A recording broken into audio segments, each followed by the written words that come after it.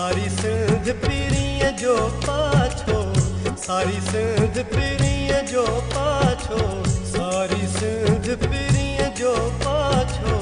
जेको जर ते जागे थो, जेको जर ते जागे थो, जेको जर ते जागे थो, जेको जर ते जागे थो।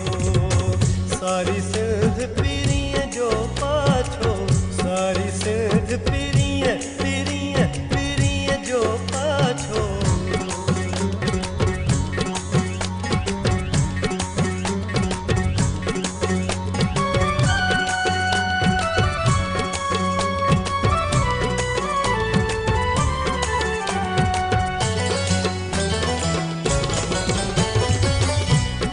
लाड़ लिखे जो लेखो सारन मंझ सुहाई आहे, मुंह में पान उहाई आहे। दिल जे केटी बंदर ते का तुंहिंजी बेड़ी लंगर थींदी, मुनईअ को जातो हो सभु सिजावल जूं बाज़ारूं, तुंहिंजी खुशबूअ में ई खुलंदियूं। माञर सारी महकी पवंदी, दूर मुहाणो पंहिंजे पुट खे ओछे कम तां गालूं ॾे थो। पाणीअ में को शपको थिए थो, पहाड़ी नेठ उॾामी ठहे थी।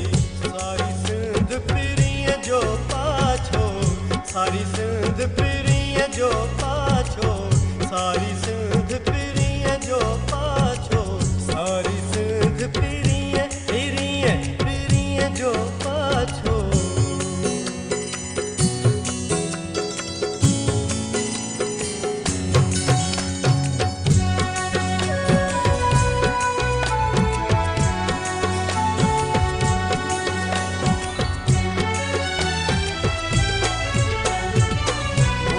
नाच भले अच निकरी, आऊं रक्स करण थो चाहियां।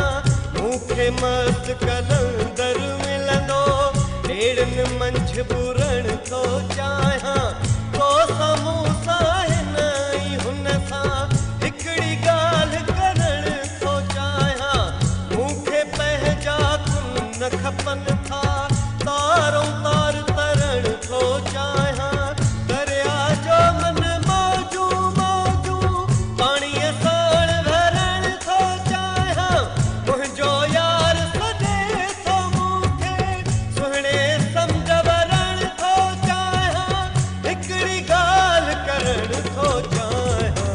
सारी सिंध पीरीअ जो पाछो, सारी सिंध पीरीअ जो पाछो, सारी सिंध पीरीअ पीरीअ पीरीअ जो पाछो।